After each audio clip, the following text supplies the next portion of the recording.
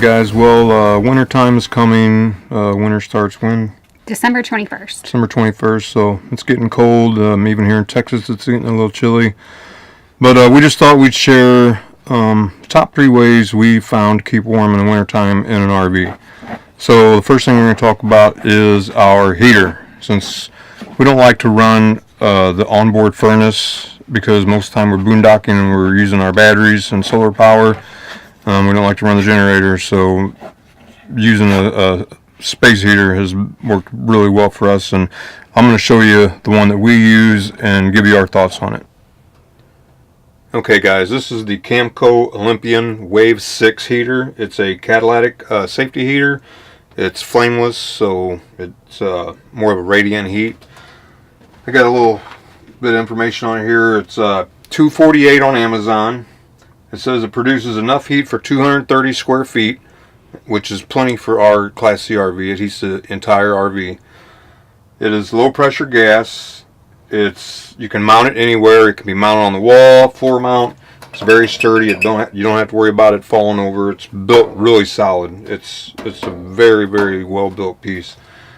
It's 100% safety shutoff valve, so if it does tip over either way, it's going to shut off, so you don't have to worry about it burning your RV down or anything. Let's see, it's a automatic piezoelectric spark that lasts 20,000 starts, so that's gonna last you quite a while if you take care of it.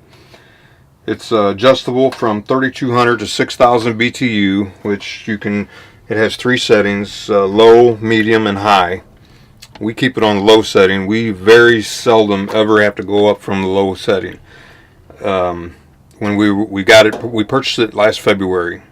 So we've had it going on a year, and we used it all through the winter last year. Well, from February on when we got it. And this was all that we needed. So it says catalytic heating is 99.98% efficient. Flame type heaters waste up to 48% of the heat that they produce. So you're a lot more efficient with this heater than you are. We had 2 of the heater buddies, the little red ones that you get from Walmart for like $100.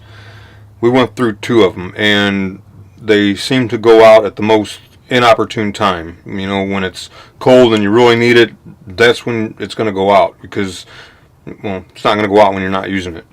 But this has been reliable. It's really, I can't say enough good things about the Wave 6 heater. And they've got a couple different models. This is like, I don't know if this is the small or the medium sized model, but they've got a couple different models. I know they got a bigger one than this. But we hooked this up to a 20-pound propane tank. We run the line out the window, and we leave the window cracked so that you can get ventilation.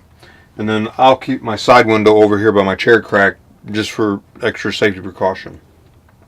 Now the only downsides to having propane heat in your RV is that they produce a lot of condensation. So the ways to help avoid that is to keep windows cracked. We will also keep a vent cracked in our bathroom. The ceiling vent will crack just a little bit, and we don't have to worry about condensation in there. But for the most part, that's basically it. So I'll fire it up and let's see what it does. So let's just hold the button in here for a couple seconds. There's your flame down there. Now you hold it in for 30 seconds. You'll notice the flames will start to dance around. Since it doesn't have flames while it's heating, it's just this pad heats up. And that's normal. It's not doing anything wrong there. It's just the way it does.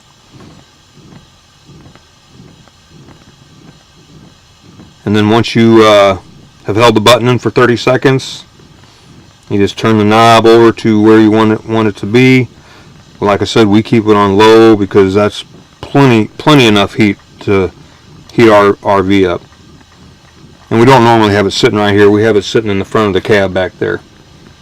And it still produces heat all the way to the back. So there it is. I got it on low setting. In a second it'll stop. The flames will stop dancing. I'm not even sure if you can see the flame in the video, but it's just burning all the excess propane off. And there it is. And that's, even the red spots down there, on low you won't even see them. See, they'll go away. And this is basically all you see. When we have it on high, this will get, you'll notice it get red. You can see it more when the lights are out. You're not going to be able to see it too much when the lights are on, but this will get red and it'll radiate heat.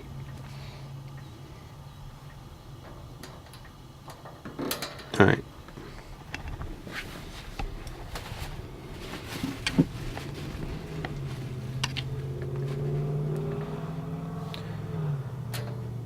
Okay, so I'm going to let it heat up here for a couple minutes. I'm going to go ahead and turn it on high. And then I'll come back to it in a minute and let you see what it looks like. Alright, I want to go ahead and come back to the heater. It's on high. It's been on high for a couple minutes and it's already getting really warm in here. Just a couple things that you want to know. I'll leave it on that way you can see. It's not really going to be red until the lights are out. You'll notice it more when the lights are a little bit lower. But it doesn't blow heat out like the heater buddy does. It's not just right in your face. It's more of a radiant heat, so it's a lot more comfortable and you don't have to be right in front of it. One thing that we do is we have a 20-pound propane tank that we set outside, and we run a hose through the front window, leave the hose cracked for ventilation. And then I usually leave my side window right here cracked, just to be safe. Another thing that you do notice from running any kind of propane heat in your RV is you'll get a lot of condensation. You can reduce that by leaving windows cracked, leave the bathroom vent in the ceiling cracked, and a lot of that it'll lessen that a lot. But very hot. We love it. Like I said, one of the best investments that we made as far as keeping the RV warm. And it's a lot better than running the furnace. We don't go through near as much propane. One tank lasts us probably a good 2 weeks. If it's really cold, like in February, a tank would last us 2 weeks running this on low to medium if it got below freezing. But other than that, hands down, best thing we've gotten for heat. Now Tanya's got something else she wants to talk to you about. Let me move this TV out of the way.